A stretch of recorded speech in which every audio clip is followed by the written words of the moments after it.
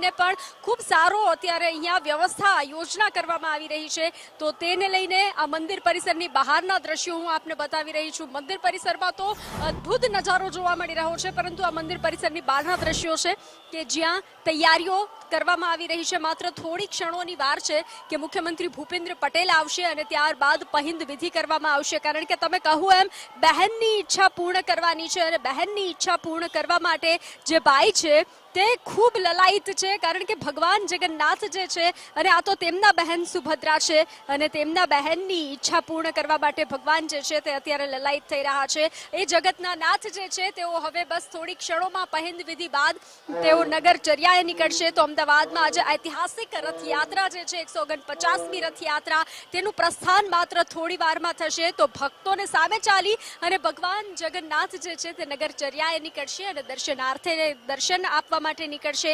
વહેલી સવારે 4 વાગ્યાથી મંગળા આરતી અને ત્યારબાદ એક બાદ એક કાર્યક્રમ ખૂબ જ સુંદર રીતે અને ખૂબ જ મનમોહક રીતે થઈ રહ્યા છે અને અત્યારે ભગવાન જગન્નાથજી રથ પર બિરાજમાન થઈ ચૂક્યા છે અને આ મંદિર પરિસરની બહારના દ્રશ્યો છે કે ત્યાં ખૂબ બંદોબસ્ત જોવા મળી રહ્યો છે અને થોડી વારમાં જ મુખ્યમંત્રી ભૂપેન્દ્ર પટેલનું પણ આગમન થશે। ત્યારબાદ પહિંદ વિધિ કરવામાં આવશે, જે રીતે તે સમયના રાજાએ કરી હતી, પહિંદ વિધિ કરી હતી અને ત્યારબાદ ભગવાનના રથ પ્રસ્થાન કર્યા હતા, તેવી જ રીતે બસ થોડી ક્ષણોની વાર છે અને ભગવાનના રથ પ્રસ્થાન થશે અને ત્યારબાદ ભગવાન જે છે તે નગરચર્યાએ નીકળશે। તો આ મંદિર પરિસરની બહારના દ્રશ્યો અમે આપને બતાવી રહ્યા છીએ અને ત્યારબાદ હું તમને મંદિર પરિસરની અંદરના દ્રશ્યો પણ બતાવવા માંગીશ કે ત્યાં પણ અદ્ભુત માહોલ જોવા મળી રહ્યો છે। પ્રીતિ, અત્યારે જે રીતે ભગવાન જગન્નાથની પહિંદ વિધિ કરવામાં આવશે તો તેને લઈ અને અત્યારે બંદોબસ્તના કારણે સાઈડથી હું તમને આ દ્રશ્યો બતાવી રહી છું મંદિર પરિસરના, પરંતુ આપ આ જુઓ, કારણ કે ભક્તોનું ઘોડાપૂર ઉમટી પડ્યું છે અને ભક્તો જે છે તે ભગવાનના રથને માત્ર સ્પર્શ કરવા માટે લલાયિત થઈ રહ્યા છે। અનેકની આંખોમાં આંસુ જોવા મળી રહ્યા છે, ખુશીના આંસુ જોવા મળી રહ્યા છે। ભગવાનના આ 3 રથ કે જેમાં ભગવાન બિરાજમાન છે, ભાઈ બલભદ્ર અને બહેન સુભદ્રા સાથે, આ અદ્ભુત નજારો વહેલી સવારથી બ્રહ્મ મુહૂર્તથી જે છે ત્યાં પૂરી પૂજા વિધિ જે છે તે શરૂ થઈ ચૂકી છે। ઢોલ નગારા સાથે પૂરું મંદિર પરિસર ગુંજી ઉઠ્યું છે। જય રણછોડ માખણ ચોરના નાદ સાથે અત્યારે મંદિર પરિસરમાં ગુંજરાવ થઈ રહ્યો છે।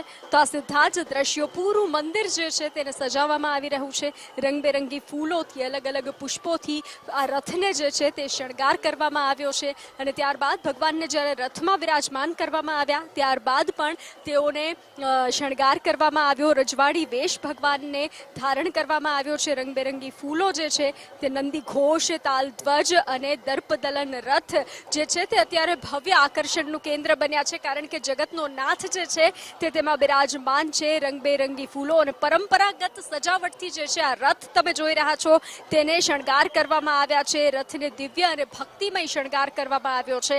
તો આ રથયાત્રા પૂર્વે અંતિમ તબક્કાની જે તૈયારીઓ છે તે પૂર્ણ થઈ રહી છે। ભક્તોમાં રથના દર્શન માટે ભારે ઉત્સાહ જોવા મળી રહ્યો છે। તો આ સીધા જ દ્રશ્યો હું તમને મંદિર પરિસરના બતાવી રહી છું કે જ્યાં ભગવાનની એક લીલા જે છે કે બહેનને નગરચર્યાએ લઈ જવા માટેની બહેનની એક નાની ઈચ્છા ભગવાન જગન્નાથજી જે છે તે પૂર્ણ કરે છે, જગતનો એ નાથ પૂર્ણ કરે છે। તો એ લીલા ભગવાનની જે વર્ષોથી ચાલી આવે છે અને તેમાં અત્યારે ભાગ લેવા માટે, તેમના સાક્ષી બનવા માટે અત્યારે અનેક રાજ્યોમાંથી લોકો આવ્યા છે અને પૂરું અમદાવાદ પણ અત્યારે ગુંજી ઉઠ્યું છે। અત્યારે અલગ અલગ ભક્તિના રંગો અત્યારે મંદિર પરિસરમાં જોવા મળી રહ્યા છે। પ્રીતિ, બિલકુલ કહેવાય ને, બહેનની આ ઈચ્છા છે અને રથયાત્રાનો પ્રારંભ થયો, નગરચર્યાનો પ્રારંભ થયો। ભગવાન શ્રી કૃષ્ણએ પોતાની બહેનની એક બીજી પણ ઈચ્છા પૂરી કરી હતી, કારણ કે ભગવાન જાણતા હતા કે બહેનની ઈચ્છા અને ખુશીથી મોટું કંઈ જ ન હતું।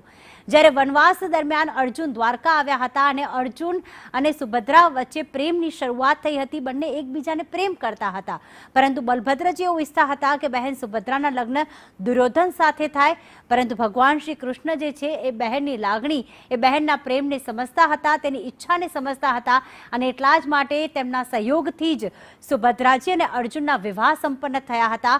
કહેવાય છે કે ભગવાન શ્રી કૃષ્ણએ હંમેશા બધાની ઈચ્છાને માન આપ્યું છે અને આજે તે પોતાની ઈચ્છાથી રથમાં બિરાજમાન થયા છે, ભક્તોને દર્શન આપવા માટે, બહેનની ઈચ્છા પૂર્ણ કરવા માટે।